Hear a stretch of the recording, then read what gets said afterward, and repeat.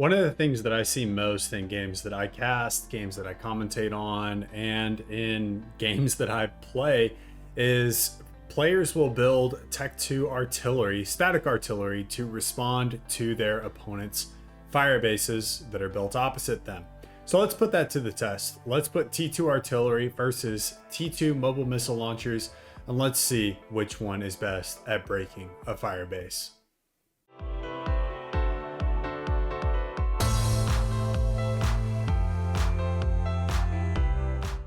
So for our first test, we'll just be stacking flapjacks against clink hammers, mass for mass, and we'll see how the two perform.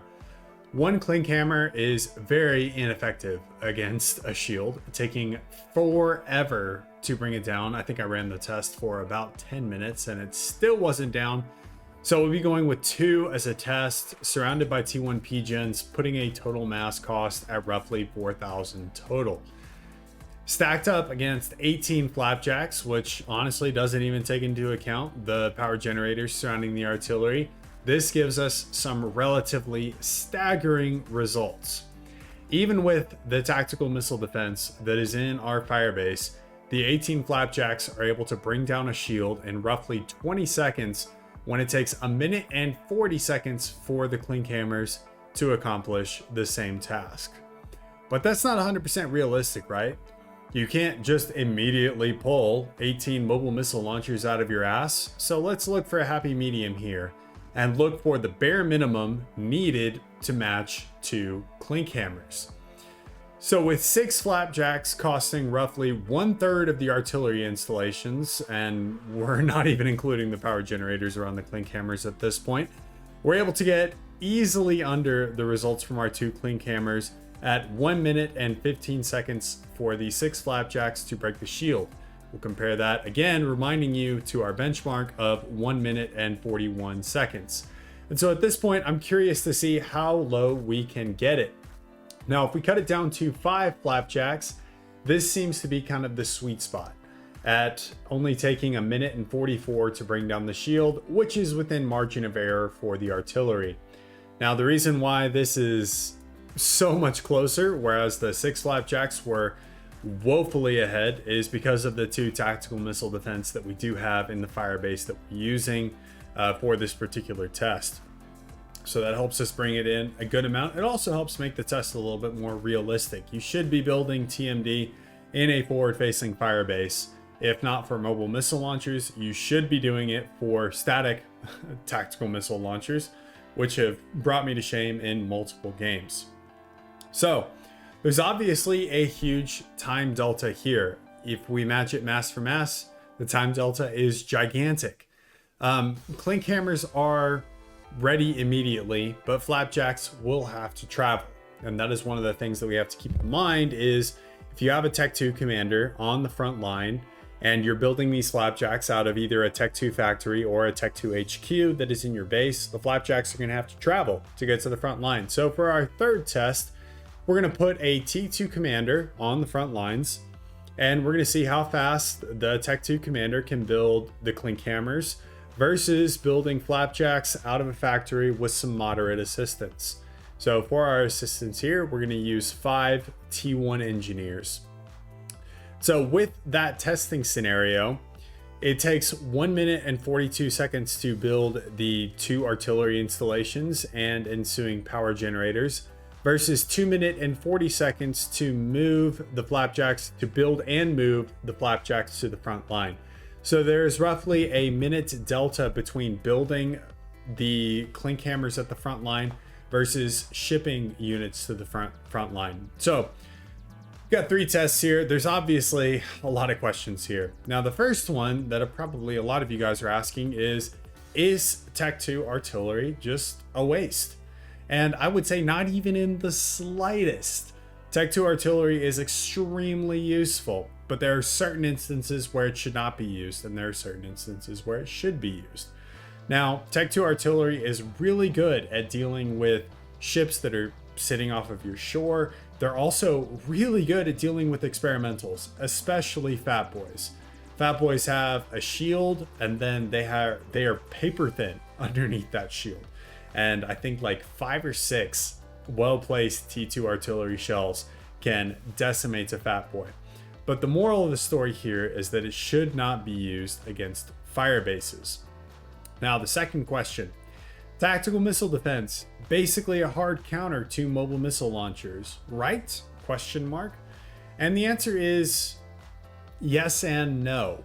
And it largely depends on what faction you are actually playing in the game.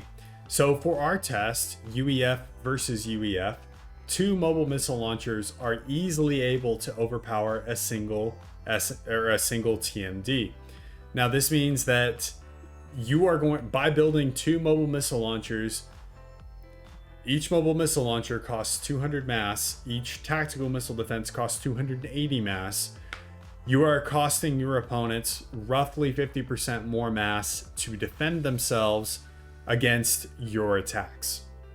That is huge, especially if you ramp it up over 5 or 10 tactical missile defenses, which is pretty common to see, especially on games like Settins where you've got tactical missile destroyers hitting you. But even in games where it's only land, by forcing your opponent to spend that much mass to defend themselves against you, you are in a winning position. The best defense is a good offense. Am I right? Now, this can change a good amount depending on your faction. Like I said before, Cybran mobile missile launchers are going to perform much better than a mobile missile launcher from the UEF. So the Viper is going to perform better than the Flapjack. The reason why is the Viper still has residual tactical missiles that will still hit the target and travel to the target, even if a tactical missile defense hits the initial missile. It's far less damage, but it is still good damage. And the Cybran mobile missile launchers are really, really good at breaking a Firebase. Now, on the flip side, Aeon tactical missile defense is going to perform much better from a TMD perspective. Similar to how the Cybran MMLs split into multiple tactical missiles whenever a TMD hits them, the Aeon tactical missile defense performs much better in the fact that it has an area of effect on its TMD. So everything is relatively well balanced here within Fortune Alliance Forever. So Aeon TMD is going to perform really well there.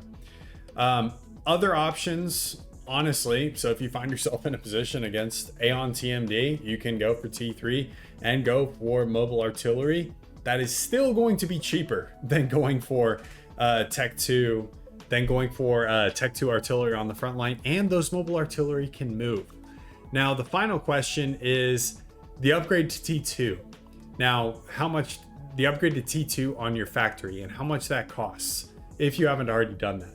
So even if you already have not made the jump to Tech 2 on your land HQ, which first off, if you're in a Firebase battle and you've got Tech 2 on your commander and you built out this kind of Firebase that you've seen like in this video, then you should be at Tech 2 on your headquarters at that point. At some point during that build process, going to Tech 2 on your headquarters is very, very feasible. But even if you haven't made that jump and you're still stuck between a rock and a hard place here, you're still going to save about 2,000 mass going for mobile missile launchers instead of Tech 2 artillery. The Tech 2 artillery templates again cost about 4,000 mass, while the 5 mobile missile launchers and the T2 HQ upgrade cost about 2,000 mass. Now, if you don't have a Tech 1 factory, then I don't know what to tell you. You should build a Tech 1 factory. First thing you do at the beginning of the game, land, air, whatever position you're in, you should build a Tech 1 land factory at the beginning of the game. But even still, even if you haven't built that, it's still cheaper by about 1.7k mass. So with that, the moral of the story is do not build T2 static artillery to break down an enemy fire base. There are better ways to cause grief for your opponent. Is Tech 2 artillery good? Yes, it is very good at certain things. But it is, again, if you remember back to my video about the various Supreme Commander factions, Tech 2 artillery is a scalpel. It's not like a big machete. It can't be used for a lot of different things. It should be used for a very targeted purpose. And that is either fending off Navy or fending off long range experimentals like a megalith, like a fat boy, things like that. So With that, guys, I will see you guys in the next one. Hope you guys enjoyed it. Hope you guys learned something. I had a hell of a lot of fun making this video, and I'll see you in the next one. Peace.